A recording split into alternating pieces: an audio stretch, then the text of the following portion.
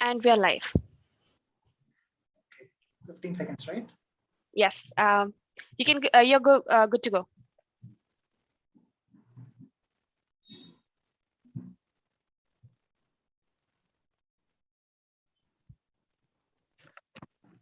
Good evening, everyone. Welcome to the Sahaaya webinar series.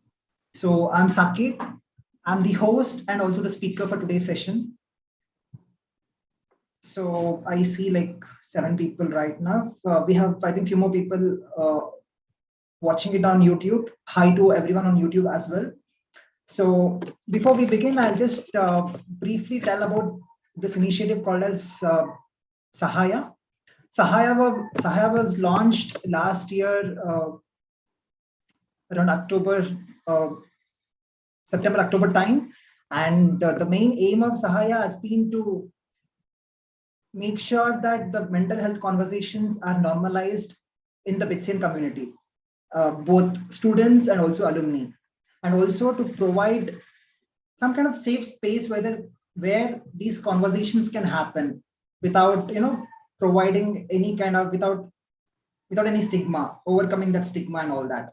And also one of the other main objectives of Sahaaya has been to promote well-being. It's not just about stress reduction, but also promote wellness related aspects, and make sure that this knowledge about well-being reaches as many people as possible. So in this regard, we have conducted many programs so far, almost I think 8 to 9 webinars, and many of the webinars were quite good, with distinguished speakers from NIMHANS, as well as other universities. So we have covered topics like stress. We have spoken about, there were some sessions on art therapy, dance therapy, and there was one session on meditation and well-being. So like that, we had many webinars. And also we, during the COVID time, we did quite a good amount of work wherein we help students reach out to us and discuss their struggles with us. We provided a platform wherein they could interact with us. And so through this initiative, we have reached almost 2,000 plus people so far. And it's been quite a good initiative. So the main person behind this initiative is Divya Navale, who unfortunately could not join today. But she's been leading this very effectively since it started. And we have almost 6 to 7 volunteers right now working with us, including Tisha, who is hosting this, who is there today. And we have Hardik, we have Shipra, we have and other few volunteers with us working on this, Harsha. So, so as part of this, we are organizing this webinar today, and I'm the speaker for this webinar. So a brief introduction about myself. I graduated from BITS Hyderabad in 2014 with a bachelor's in pharmacy and master's in biotechnology. After graduating from BITS, I took 2 to 3 years of break to explore some aspects about well-being and various other things which are not academic in nature. So during that period, I found a lot of fascination with meditation, yoga, and related practices.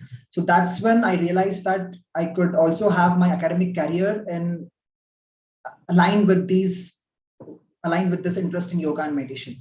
So that's when I started applying for PhD, and I got into NIMHANS. And since 2017, I've been doing my PhD there, working on understanding the impact of yoga and meditation on the brain. So that has been my topic, and I'm also passionate about ecology and various other environmental issues.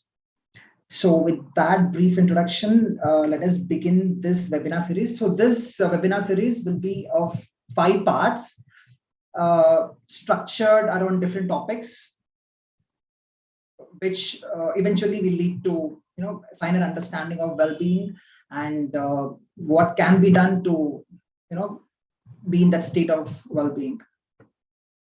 So I will share my screen. Okay. Are my slides visible? Yes, Tisha? Saketh. Yes, great.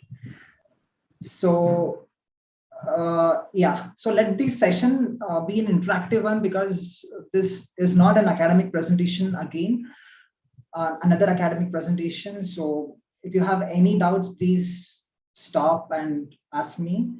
Either I can drop in the chat box, or you can ask directly to me, unmuting yourself. So the topic of today's presentation or discussion, I would say, is science of well-being, integrating modern neuroscience with Eastern wisdom. So I'm doing my PhD at the Center for Consciousness Studies, which is an uh, initiative by Professor Bindu Kuti, along with other eminent scientists, started in the year 2017. So we have been working on understanding various aspects of consciousness. It's not just towards well-being, but also various aspects of ill-being or illness, something like disordered states of consciousness like schizophrenia, depression, etc., and also well-being, which includes all the well-being states which are attained through meditation and other related practices. So we've been working on different traditions of yoga and meditation schools, various schools actually, start cutting across Buddhism to the yoga traditions. So as you can see here on my right, this is the image of, this is an illustration of a person who is in a meditative state. So this captures well what I want to discuss today. So there is an integration of modern neuroscience with Eastern wisdom in this picture. So this is the brain, which is, these are the kind of, these are called as the axonal tracks, the information pathways in the brain. And this is the person sitting in meditative posture. So when both these meet, that's when, a lot of insights can be gleaned. So what I will be discussing in this series. So as I told, it's structured to cover various aspects of well-being, which cannot be covered actually in 5 parts, but we'll make sure that we try to capture the essence of what is well-being. So the part 1, which is today, covers perception, the nature of human experience, sensory deception, affect, introspection, the feeling of life, and overview of well-being. So this, a lot of terms might be a little, it might seem like too much of jargon, but I'll make sure that whenever I explain something, that jargon terminology is used to a minimum. And part 2, we will cover about well-being and various components, perception and predictive brain, what is mind-body connection, and neuroplasticity. So part 3, we will cover about mental well-being. So as I told, well-being has various components to it. So including physical well-being, mental well-being, emotional well-being, etc. So the part 3 will focus on the mental well-being, discuss more about the mind, how mind functions, what is the source of suffering, and different parts of the mind, awareness, and the science of yoga meditation. Part 4, we will cover about physical well-being. It's mostly about the right form of nutrition, what's the best food to eat, how to eat it, when to eat it, and we will also discuss about the science of fasting, the gut-brain axis, sleep and well-being, exercise, breathing and the mind, and the science of pranayama. And the last part will have the spiritual and the ecological well-being, and the implications of understanding the science of well-being for various ailments or disorders, including stress, anxiety, depression, chronic ailments in the immune system. So it culminates with something which is relevant for what's happening in the world today. So as I told, it might seem a little bit overwhelming, but I'll make sure that it's not so. So what will you gain from this series? You'll have a finer understanding of well-being and its various components. What is mind? How does it function? So just like how the physical nature works with a certain obeying certain rules and laws, similarly, even the mental structure, mind also functions according to certain rules and certain laws. Understanding these rules is essential for well-being and how it functions. How does mind function? What is what are the patterns which guide our behaviors and everything? And what is the source of suffering and how to transcend it? So suffering is like prevalent everywhere, and is there a way to not just deal with suffering, but is it possible to transcend it? Because that's what is the ultimate solution which we can find.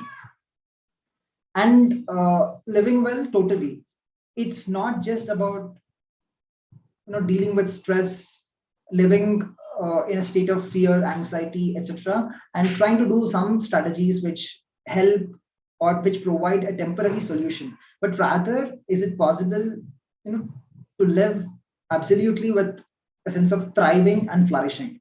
And how is it possible? What are the ways to do that? And we will cover extensively about science of yogic practices, which includes yoga, meditation, pranayama, and other related aspects. And we will also, this is again, all of this is not just some intellectual thing. We will also have activities and practical things which can be applied in our day-to-day life. So you'll be learning some simple yoga practices, meditation, pranayama, maybe in the second module, second part of the series, and various well-being strategies and methods. And towards the end, you'll also learn about food and sleep. So basically, this is what you will gain from the series. But it's important that this should not be treated as an intellectual thing, but rather applied in daily life. So the application is the most important thing. So how many do we have here today now? Yeah, so as I told, let this be a little interactive session rather than me just speaking from the slides. So what do you think is the most important aspect of our lives? I'll be taking you through a journey and give a perspective which you might not have got, like, which you might not have viewed from a different kind of perspective, basically, which kind of integrates the tremendous Eastern wisdom we have, as well as the insights from the modern neuroscience. So what is the most important aspect of our lives? The first one I will tell. The second one I want the participants to share. So the first one obviously is being alive. So none of this is possible if we are not alive. So being alive is the most important thing. After that, everything is a consequence. So what's the next most important thing after being alive? Can someone just put in the chat box, or you can just unmute and tell? Being healthy. Anyone wants? Come again? Being healthy. Being healthy, okay. And anybody wants to say anything else? Being healthy is important, definitely.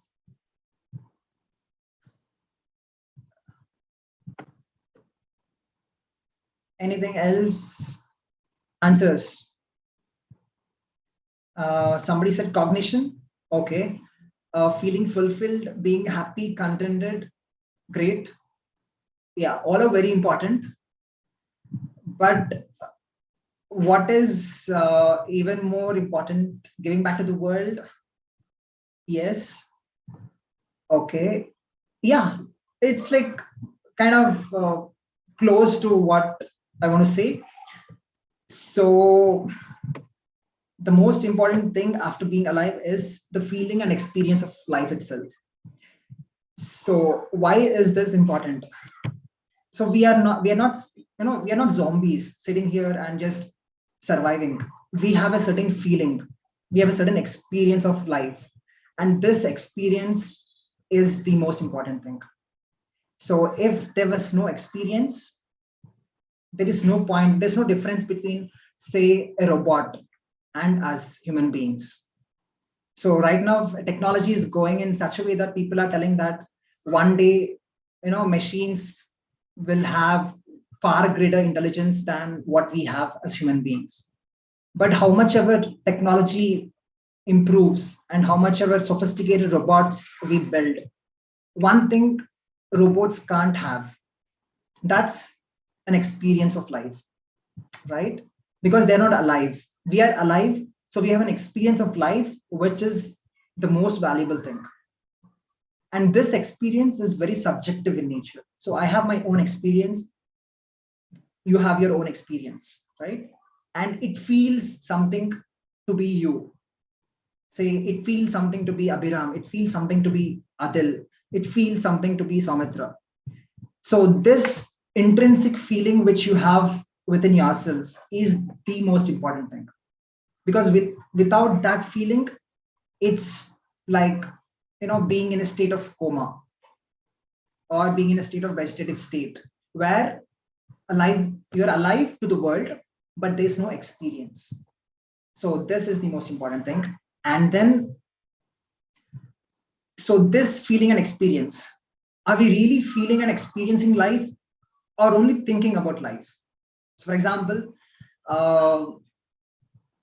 say I'm eating food. Am I really eating the food or thinking about the food or thinking about something else while having food? Or say, while I'm walking on the street, while you're walking on the street, for example, are you really walking on the street or are you thinking about something? Something is going on in the mind all the time, and this happens not consciously. Most of the times, this process happens unconsciously. It's like it's always on. The psychological activity is always on. This psychological activity prevents one from experiencing and living life to its fullest. So there is one amazing quote which I came across recently. This is by Layman Pang. He was a celebrated Buddhist monk, lay Buddhist actually. So his entire life's work is, encapsulated in these two sentences. So he said, when I chop wood, I chop wood. When I carry water, I carry water. That's it. That's the essence of actually the entire, say, yoga, spirituality, Buddhism, everything. So what is it? What does he exactly say here? When I chop wood, I chop wood. When I carry water, I carry water. It's simple, isn't it? But behind this simplicity, there is like a lot of training which is needed to come to that state wherein, mind is with the activity. Psychological activity is almost nil, and whatever is being done, total attention is being paid to that. It's total involvement with what's happening every moment. So we will come to this slowly over a period of time, over a period of this 5 series, how to attain that state. And that state is also called as yoga, wherein the mind becomes absolutely still. There's no mental activity as such, yet we are functioning to the fullest. Say I'm walking on the road, I'm experiencing that walking totally, absolutely, without thinking about something else. While I'm eating, I'm totally eating it, eating the food. While I'm talking to somebody, I'm totally talking to that person. My entire attention is towards the person rather than thinking about something else. So how do we come to that state where the mind is, very still? So we'll come to that in a very systematic manner. So as I told, the most important thing in life is human experience. So what is the nature of this human experience? So as I told, if say for example, Holi happened recently, if imagine a state where you just go outside, you're with your friends, and you see all colors, but you can't experience them. You can't experience the beauty of these colors. You can't experience the joy of people coming and putting the colors on your face. That feeling is not there. Then it's like a dull thing. It's not worth it. Nothing is worth it if that feeling is not there. So what is the nature of this human experience? What are the parts to it? How is it manufactured? So why am I talking about this human experience is because everything else is around this. So let us understand this first before going to well-being. So pay as close attention as possible to what I'm telling right now. So I'll start with a simple question, and I will provide the answer towards the end, but you please keep thinking about this question as we progress in the presentation. If a tree falls in a forest and no one is around to hear it, does it make a sound? Anybody wants to say something? Like couple of minutes. We have a couple of minutes wherein participants can say something. Anybody wants to say something? What do you think? Does it make a sound or it doesn't make a sound?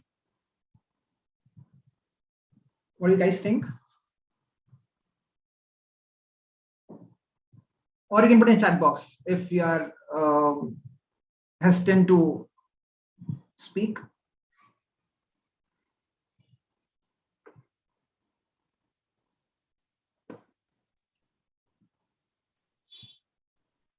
I think technically it does. There has to be a receiver to hear the sound. Okay. Okay.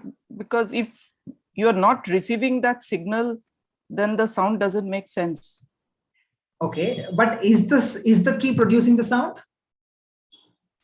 No, that's the question. If I hear it, if somebody is hearing that sound, it makes a sound. But if there is nobody to hear that sound, then I mean, obviously it makes a sound, but it's only recognized if a person hears it. I mean, if somebody hears that sound. Okay. So you're saying that if there is a receiver, there's a receiver. Yeah. There is that receiver hears the sound. If there's no receiver, still the sound is there. But the sound is there, but it is recognized as a sound only when there is a receiver. That's what I mean to say. Okay. Okay. Anybody? Any other alternative answers? Is she correct?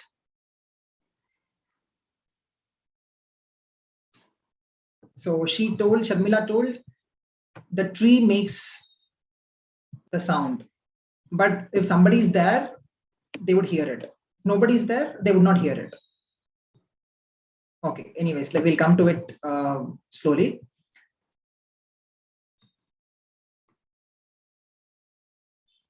So how is our brain functioning? So if you see, we exist here only in communication with what's happening around. So we're constantly interacting with the world.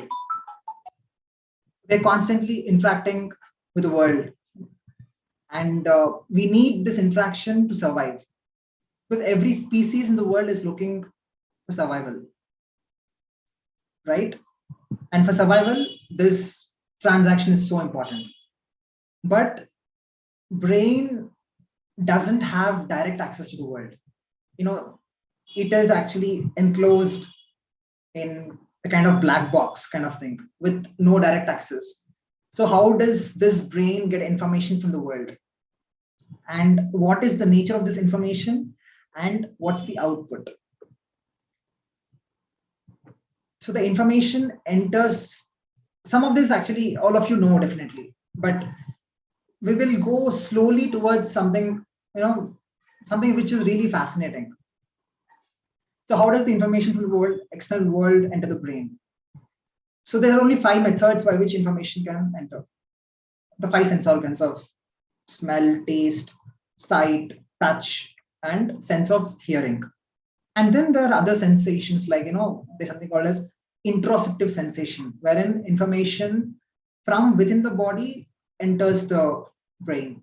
And then there is sensation of proprioception, which means knowing where the body is positioned, the position of the body. And then there's sensation of balance, vestibular, and all these things. So we're not focusing on those things. We are just focusing on these 5 sense organs because this is crucial when it comes to mental health and well-being.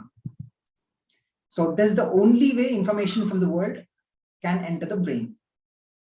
Okay. So once information enters, what happens? So the information is coming right now from all the 5 sense organs.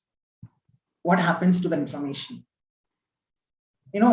That's when the real magic happens. I'm calling it magic because we still do not know how the information, once it enters and it goes to the brain and some processing happens and an experience happens. How this entire process happens, we still do not have any answers. So that's the reason I'm calling it this magic. So how information enters the brain and how we perceive it are entirely different. It's like real magic actually. So how does this happen?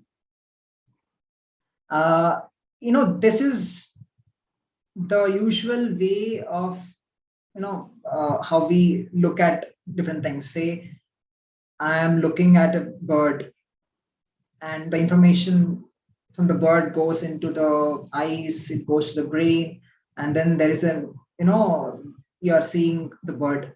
So this gives an impression that we are seeing something as it exists. But brain doesn't, the bird doesn't exist in the brain. This is not how vision works. Okay. So this is not how the information from the world enters the eyes and then experience happens, perception happens. How does it happen? We'll look at it. And similarly with all the 5 5 sense organs, that's not how it works. What enters, what comes out is totally different. Human experience happens totally from within. So this is something really startling because colors, tones, smells, touch, taste, everything that we experience are mental creations constructed by the brain out of sensory experience. They do not exist as such outside the brain. So just take a moment to grasp the immensity of this one sentence. Just look around. It looks so real, isn't it? The world of colors, the world of tones, smell, taste, touch. This is what gives meaning to our lives. Most beautiful moments happen because of this sensations. But these are creations by the brain out of experience. Say you're seeing a red color in front of you. It doesn't exist like that. Red doesn't exist in the world. It's a construction by your brain. Similarly, you taste something very sweet. The sweetness is not the nature of the object. The object, how it exists in reality, we don't know. It's the sensation which we perceive based on the sense organs which we have. So similarly, every other species on the planet has a certain sensory perceptions which are essential for its survival. So even humans, we have only that level of sensory perception which is important for our survival. We don't have anything beyond that. So for example, we can't see light in the ultraviolet range and the infrared range. We can't hear sounds, say, below 20 decibel or above a particular decibel. So it's all happening within a particular, limit. So as I told, entire human experience is happening from within. So just take a look at this beautiful imagery on the right. it looks rich, it looks colorful and vibrant, and it gives an immersive experience. But this is not how it exists in reality, and we don't know how it exists in reality. Just to make it clear, how does it exist? How does this information about this particular scene enter our eyes? So the information that enters the eyes is in the form of electromagnetic spectrum. It's electromagnetic waves of different frequencies, right? So this is what enters the eyes, and this happens on the right. Similarly with sound, we are not, it's not the sound which is coming. It's just a certain perturbation of the air waves, these pressure waves of objects vibrating at different frequencies. That's what enters the ears. Similarly with smell, taste, touch, everything. So when you smell something really, really aromatic, it's not the nature of the object, but rather it's certain chemicals which come and bind to the receptors, and then some magic happens, and then this experience of that beautiful aromatic smell. So this is one thing which we need to keep in mind, because this is relevant, because all experiences happen like this, not just the perceptual experiences, which we will come to slowly. So this is not how vision works, and this is how vision works. For example, you are seeing something, some birds, a flock of birds flying. As I told, it's not like that how you view it. So what the brain does is, this flock of birds, it deconstructs it. The information which is entering the eye is in different pieces. For example, this bird has a certain orientation. It has a certain color. It has a certain contrast. It has a certain disparity. It has certain movement. It has certain size, shape. So all this information enters the brain through the sense organ of visual apparatus. And then once the information enters the brain, it converges in particular parts of the brain, and then certain integration happens. Say color integrates with orientation, color integrates with contrast, movement with contrast. Like this, it kind of integrates. And then after the integration, this information again goes to some other higher parts of the brain, and then an object is formed. Suddenly, from our previous experiences, from our knowledge, everything, suddenly we recognize, oh, that's a bird, right? So this is the nature of how the construction is happening. And this is not entirely how it happens. There is some more to it, which I will be talking about in the next part. It's beyond this part. So once this object identification happens, then a certain experience happens. For example, if it's a beautiful bird which you're really fond of, then suddenly a sense of amazement comes. Oh, that's a bird which I used to love as a child. That sense of amazement, that feeling, is the experience of viewing the bird. So I hope this is clear, and even if it's not clear, it's okay. You will get it as we go forward. For example, one more example. Say you're viewing a kite. So this kite has a color and certain orientation. So the information comes, and say the brain region A is the region responsible for color, and brain region B is the region responsible for motion. And these two brain regions communicate the information to some other parts of the brain, which then assembles the information and then constructs the image of this object. So please remember the word construct. The construction is happening. Similarly, every other experience that we have, all perceptual experiences, follow the same thing. Same with the odor, the chemical moieties which enter, and then suddenly we get this feeling of, oh, it's beautiful aromatic smell, right? So with this little understanding, we will see maybe after this next few slides, it will be even more clear about what I'm talking right now. So is sugar sweet? It looks like a stupid question actually, isn't it?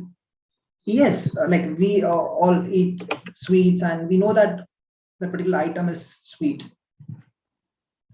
But is the sugar really sweet, or it's our construction? So during this COVID time, like many of you had if somebody was infected, had a lot of issues with taste, right? And the taste sensation is gone for a lot of people. So what would have happened then?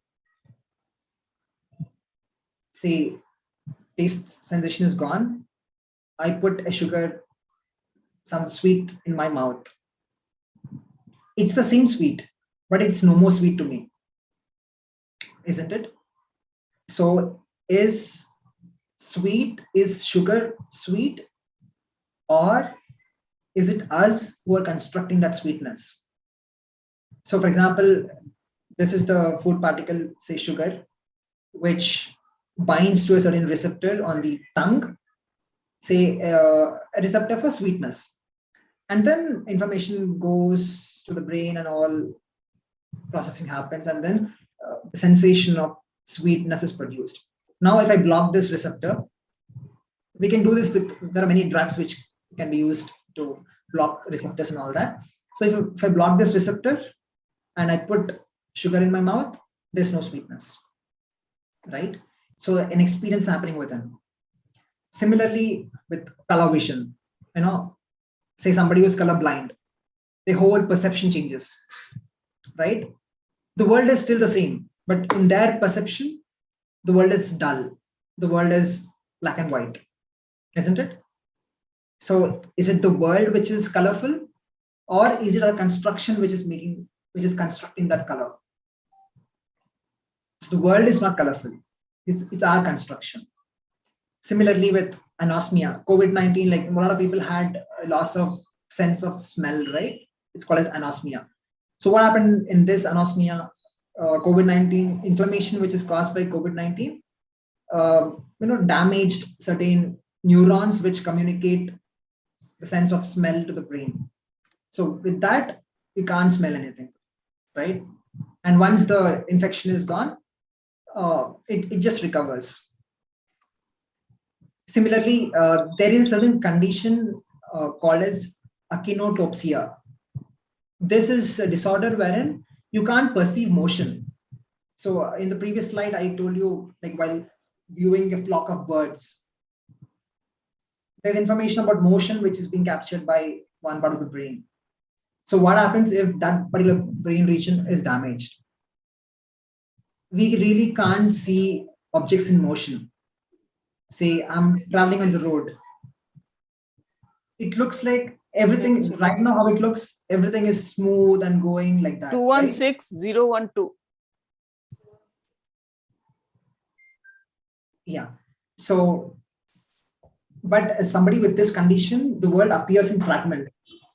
For example, a car is moving on the road. It doesn't seem like it's moving like this smoothly, but rather it appears like position A1 at one moment and position B at another moment, as how we can see here. So that's how complex the experience is being constructed. Similarly, with another condition called as prosopagnosia. This is a condition wherein the particular brain region which is responsible for perceiving faces is damaged. So what happens is, in this condition, you can't perceive faces. Right now, we know this is my wife, this is my father, this is my mother. That perception, face perception is gone totally. It's a terrible condition to have because we humans are visual species, and this is a really bad condition to have. So similarly, so what I want to say is, we don't experience the world as it is. Our senses are developed only to that extent that is necessary for our survival. And each species looks at world differently. So this, say, phone, I'm looking at this phone differently. You show this phone to a cat, a dog, an insect, a cow, how they perceive this phone is totally different. It doesn't perceive the phone like this. Even among humans, for example, if somebody has, say, some damage to a particular brain region, which is responsible for size, for example, they can't perceive size. Actually, there are conditions like that. So the whole experience is happening from within. And for example, say you're looking at a particular scene, this is how humans would look at it. And look at how the mosquito would view the same scene. It doesn't look like this.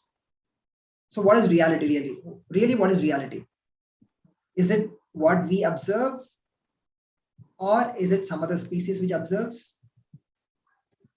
We don't know exactly. So objectively, we can't say what is reality. All I'm trying to convey here is that all this experience is happening within. So with this background, I think this this question is answered.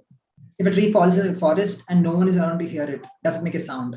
No, it doesn't make a sound. It doesn't make a sound because it's just air vibrations. So only when there's a receiver, those air vibrations become sound. The construction happens only when there's a receiver. When there's no receiver, there's nothing called a sound. It's just air vibrations which are produced. So human experience happens from within. Number one, colors, tones, smells, tastes are mental creations constructed by the brain out of sensory experience. They do not exist as such outside the brain. So one question, are you experiencing this magnificence which we are talking about, which we have been talking about, or are you thinking about life? So for example, if you're when you're eating food, are you really tasting the food? The enormous flavors and texture and the visual things and everything, or thinking about something while eating food. Same applies to every other aspect. Are we thinking? Are we immersed in the psychological aspect of our lives, or are we really experiencing all this, the beauty of what's happening around? So not just perceptual experiences, all human experiences happen from within. So why have I have focused on the perceptual experiences is because it makes it clear.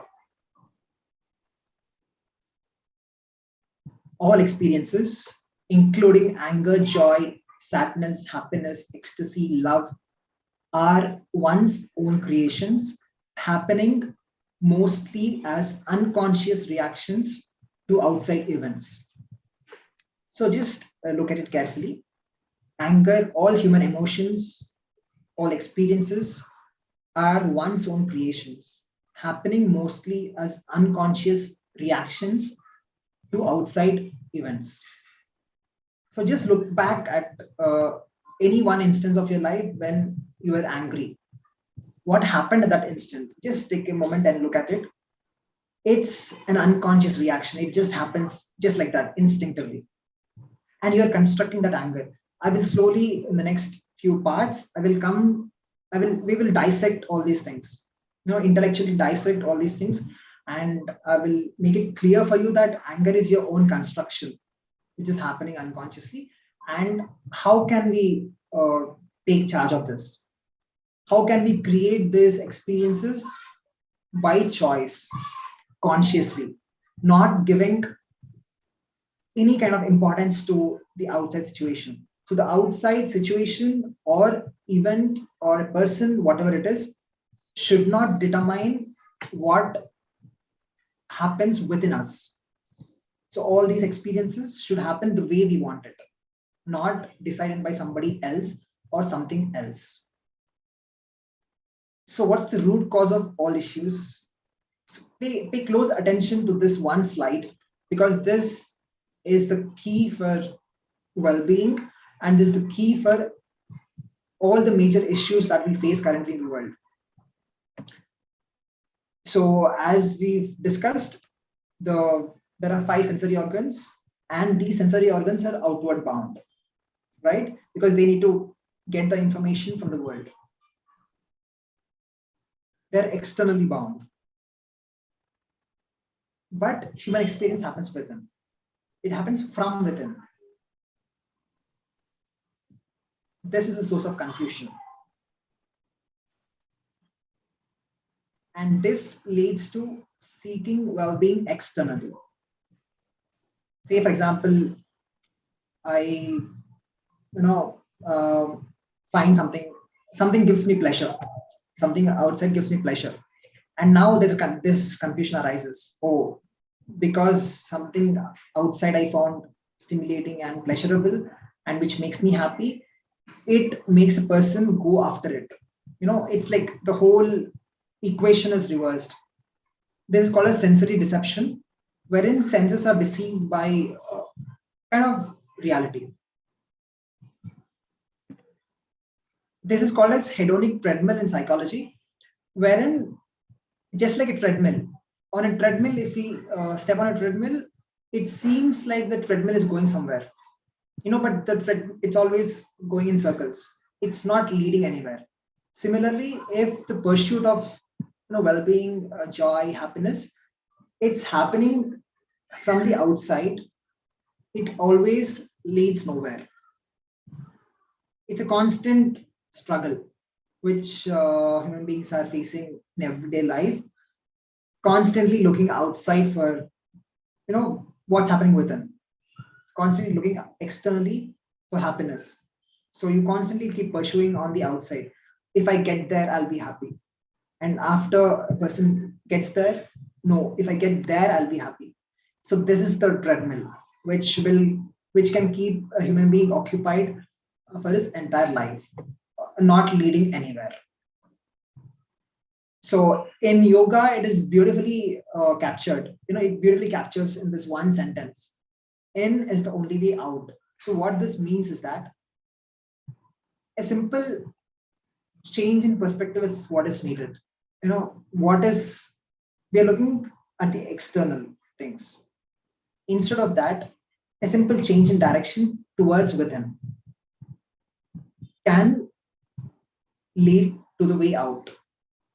So inward. So when people say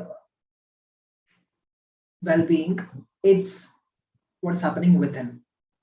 So that's the inward journey which yoga talks about, and all traditions talk about. For example, Buddhism, yoga, Sikhism, Jainism, everything. This is the crucial part, wherein the focus shifts from the outside to the inside. And this is the only shift that needs to happen, and which can lead to true well-being, ultimate well-being. So everything that a human being does is in pursuit of pleasure, happiness, and joy. So everything that we are doing right now is in pursuit of all these experiences, right? So in pursuit of these experiences, we do various things in life. We get a job, a high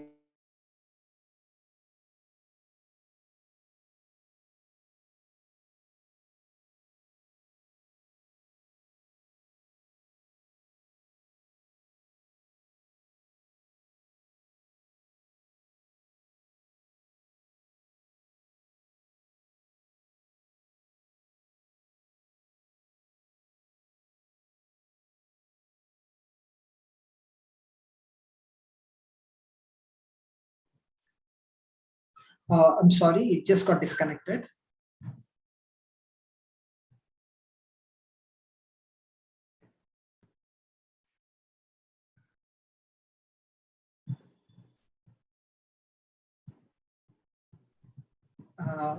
Yeah.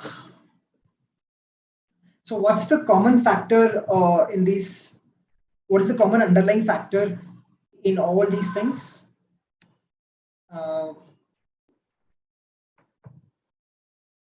Participants, anything you want to say?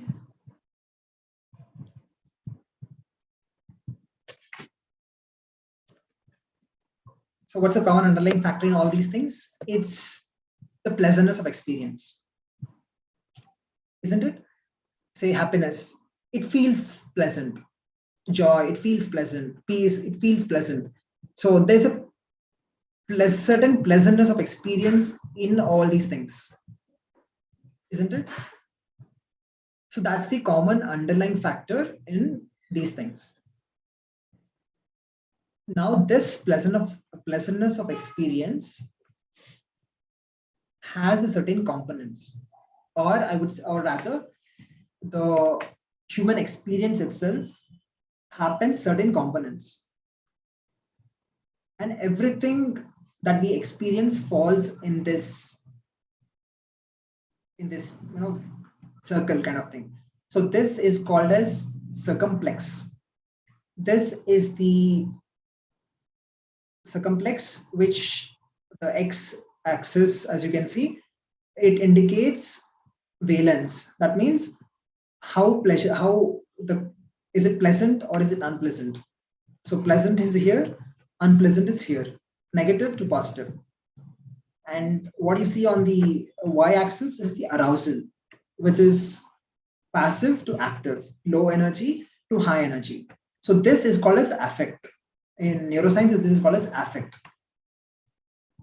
All the experiences that we have fall in this circle.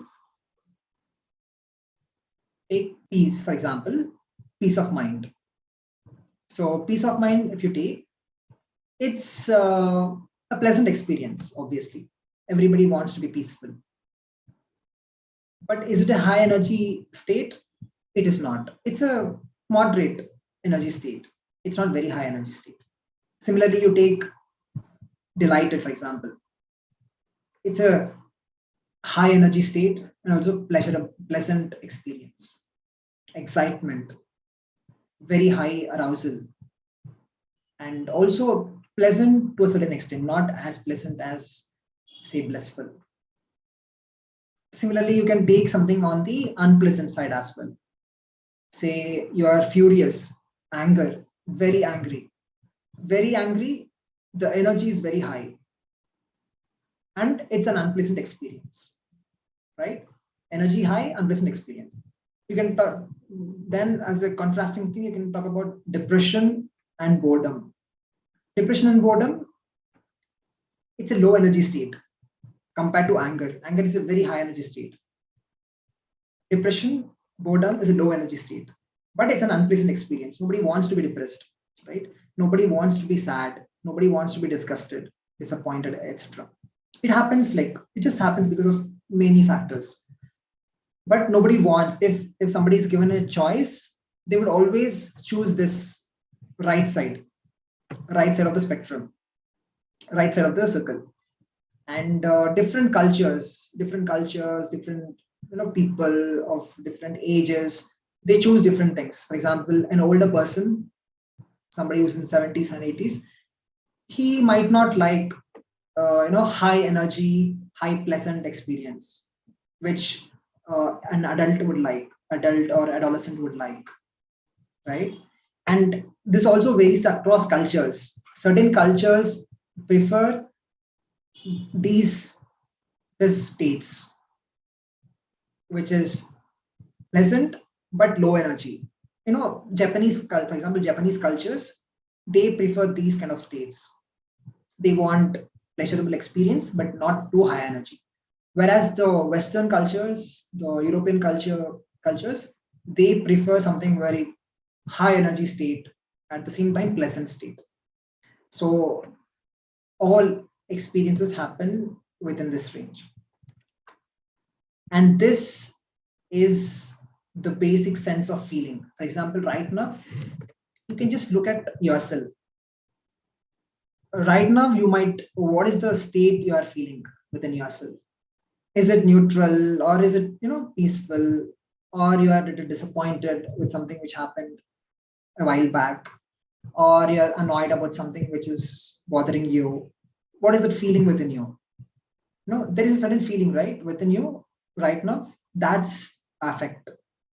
And that feeling can range from high energy to low energy. So I'm not talking about this interoception and allostasis right now. which I'll be covering in the next part. And all emotions are constructed from this feeling, right? Every emotion happens from this basic sense of feeling within. And why is this important? Why is this feeling important? How we feel within ourselves determines our thoughts, emotions, perception of life, our behavior, and how we experience life. So right now, so you're feeling very happy within yourself. You're joyful, you're peaceful, you feel like, on top of the world. If that kind of feeling is there,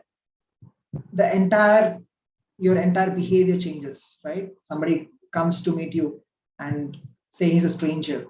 Even if he's a stranger, you just want to help him out if he has some issue. So that's the state which can be of immense value to everything around. In contrast, if the feeling within is, there's some agitation happening within, there is some anger going on, agitation, certain annoying feeling kind of thing. That's the state wherein we don't want to, say help somebody, or that's the state where we want to keep to ourselves and not go out and say interact with people around, whatever it is. So how we feel within ourselves is the most important thing. So what have we learned so far? We have seen that the entire experience happens within us. All perceptual experiences, all experiences including anger, joy, happiness, misery, bliss, all these experiences happen within us. There are constructions, mostly happening unconsciously and as reactions to outside situations and events. And these experiences can vary from pleasantness to unpleasantness, from high energy to low energy.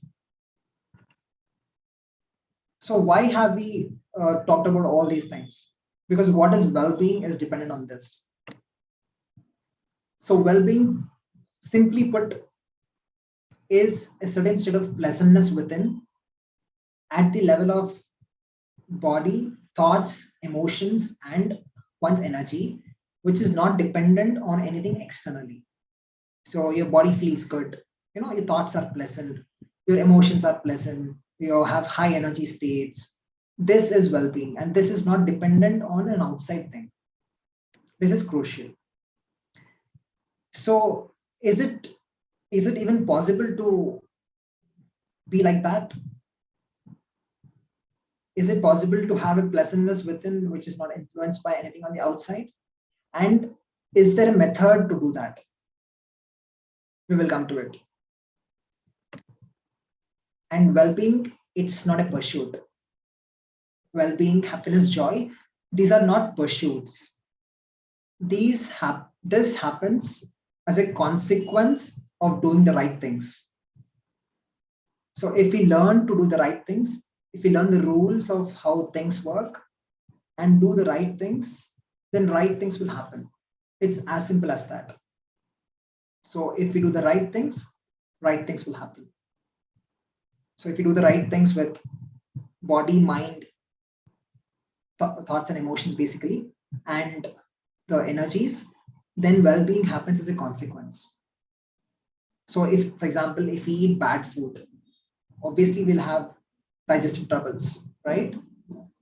If we eat the right food, the stomach will be good. So stomach being good is a consequence of eating the right food. Similarly, if we exercise, we'll stay fit. So we don't think about fitness, right?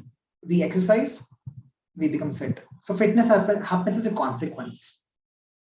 Similarly, well-being happens as a consequence. So this is very, very important. So I'm on time, few minutes delay. So part 2, we will talk about well-being and its various components. So today we just try to understand what is experience, the source or nature of human experience, how it is constructed, And we then came towards well-being. And we also discussed that well-being is a consequence of doing the right things. So what are the various components of well-being and how to come to the point wherein well-being happens as a consequence. In part 2, we will also discuss about perception in a little more depth. So today we kind of touched upon the surface of perceptual experiences, but we will go a little deeper, and again, without much of technical jargon, we'll try to understand perception from that perspective. And then we will talk about some fascinating thing called as predictive brain. So this predictive brain is something which is really fascinating. And when I first learned how brain functions, it just literally blew me away and blew my way of looking at life. And all these things we will be talking not only from the neuroscience point of view, but also from the Eastern perspectives, because what comes as an integration of these two approaches is very powerful. And then we'll also learn about what is mind. So we all we might have read about so many things about the mind, but what is it really? What are the finer things about that? What are the rules of it? How does it function? And all those things. And we'll also talk about the mind-body connection, mind-body, and also other aspects actually. So when we talk right now, how we approach things is that we approach things in a very discrete manner. So there's body and there's mind. We try to keep these distinct, but in reality they are not distinct, but rather they communicate and they interact in a very deep manner. For example, what happens at the level of body impacts the mind. Do you know that the kind of food you eat impacts the mood? There are now links which show that the kind of food one eats and the gut bacteria is linked to conditions like autism also. Autism, do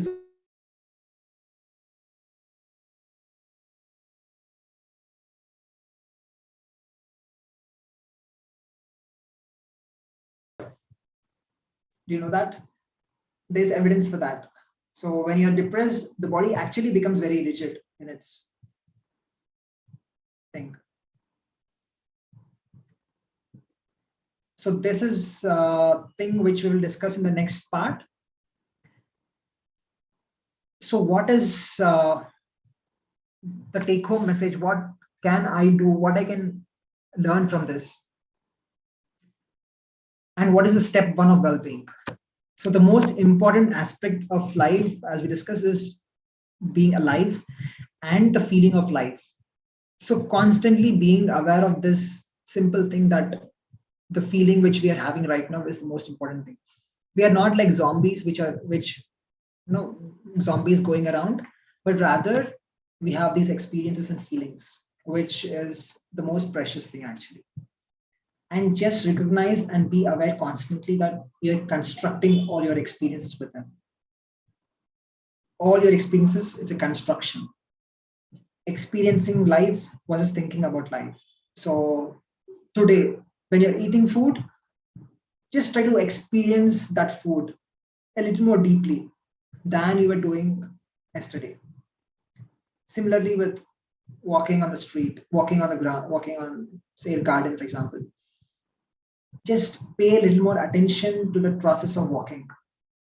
That sensations, all the sensations that you would feel, the various sounds, and the breeze and the touch of the ground, all these experiences.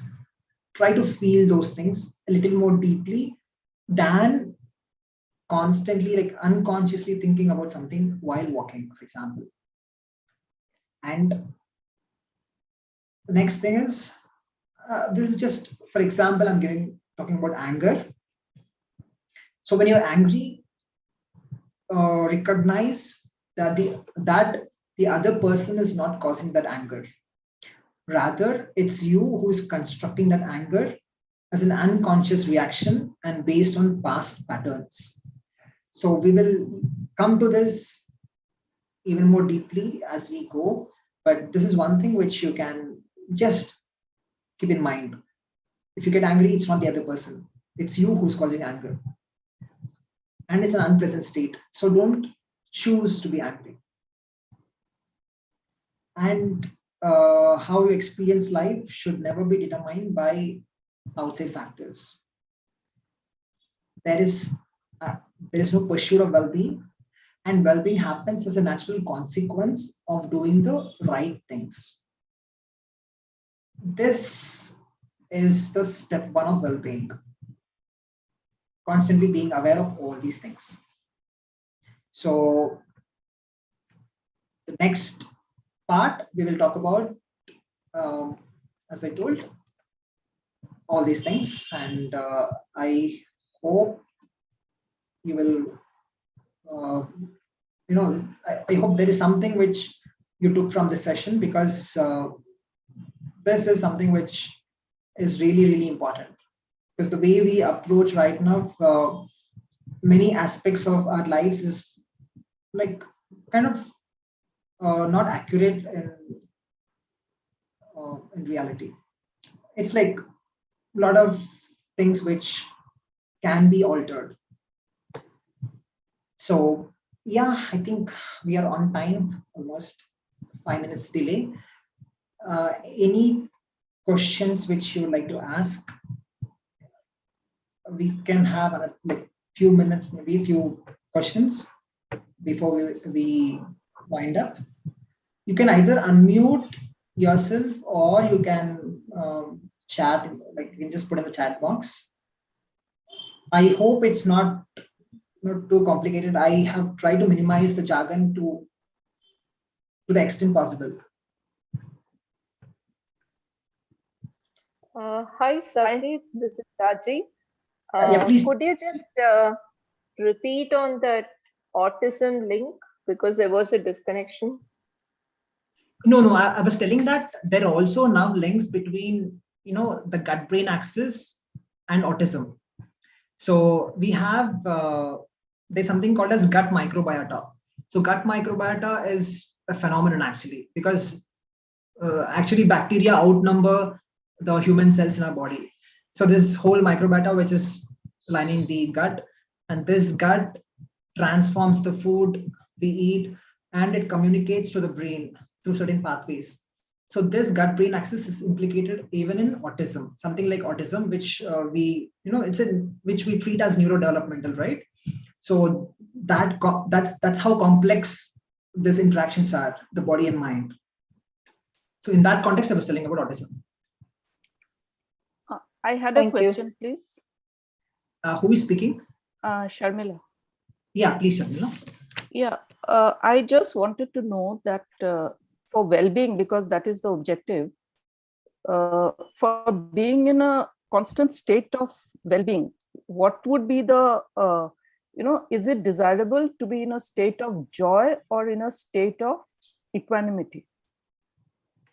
No, it's like, both happen simultaneously. It's not like only one can happen. Both need to happen simultaneously.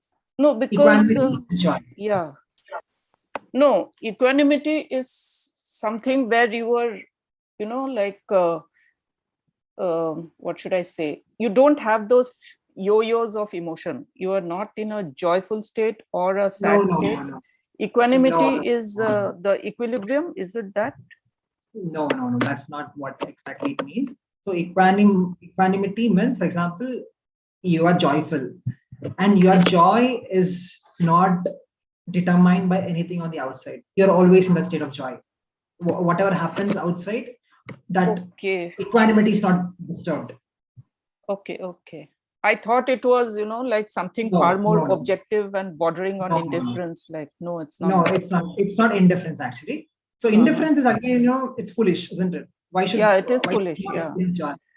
But that objectiveness, which yoga also talks about, that chitta prasadanam and whatever, like, they discuss it in the sutras. So I was trying to, understand whether it was a state of joy or it was a state of equanimity where you are, in that state of balance, like Right. that So, equilibrium, state of equilibrium. Right. So state of balance. That's what actually yoga means. It says samatvam yoga uchyate, right? Uchate, yeah. Yes. So equanimity is yoga. And Yes. actually the logo of NIMHANS, you have seen the logo of NIMHANS, it is that samatvam yoga uchyate. Okay. So okay. basically that equanimity is yoga, and that means that one is in a constant state of joy, and not just joy, actually, it's like even more pleasant experience within. It's And like a this is bliss. blissful state, which is Yeah. not influenced by anything on the outside. Okay, that is the criteria. Okay. Right. Not influenced by outside factors. Yeah. Okay. Right. Not Thank you very influenced much. by- Yeah. Yes, not It was influenced. Please tell me. No, I said it was a lovely presentation and you really brought out the points very well. Thank you very much for that. Sure. Thank you so much.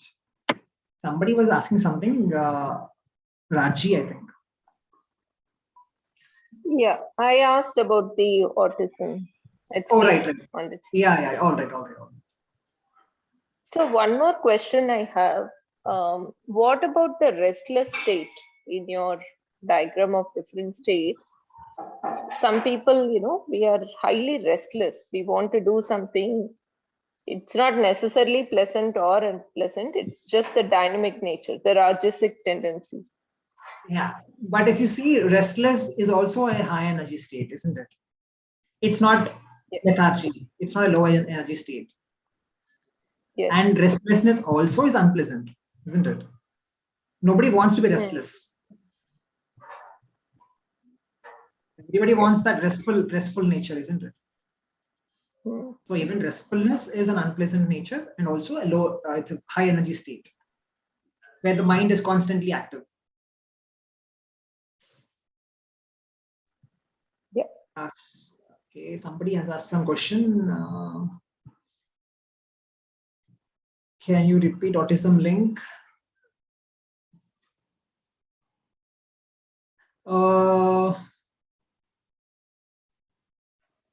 Isha, are there any questions on YouTube? Hi, Saketh. No, there are no questions on YouTube. Okay. Akash, hi, I'm a 2020 graduate from BITSAA, very much interested in the biotechnology. If possible, I would like to know more about some research opportunities at NIMHANS. If possible, can we connect regarding the same? Thanks in advance. Sure, Akash, you mail me.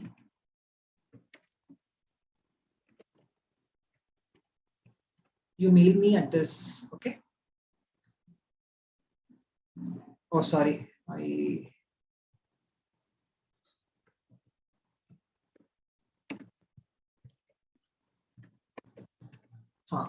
Akash, you made me. And how fast can we switch between the energy states?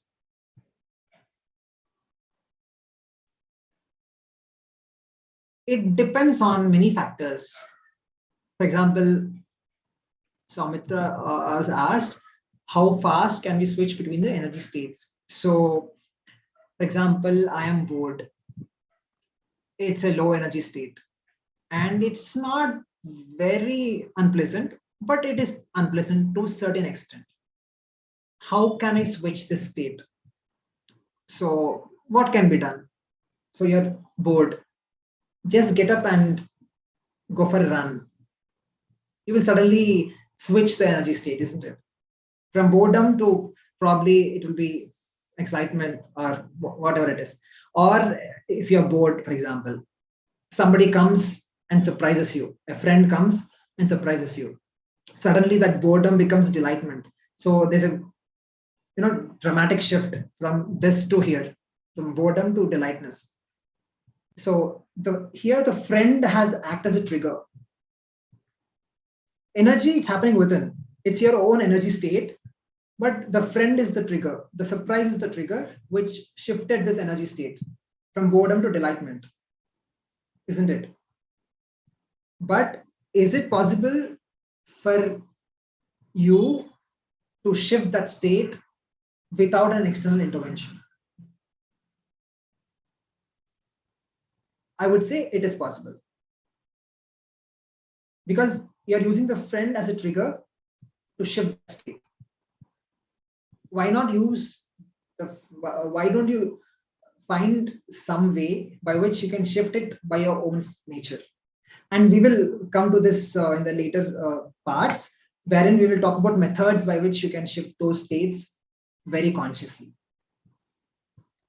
Okay. So that Soumitra has asked, so that would mean we would need an external stimulus to switch. Yeah, that's what I said. Not necessarily. You can make use of external stimulus initially with right behavioral changes, but not always. You can also shift these states consciously, internal action.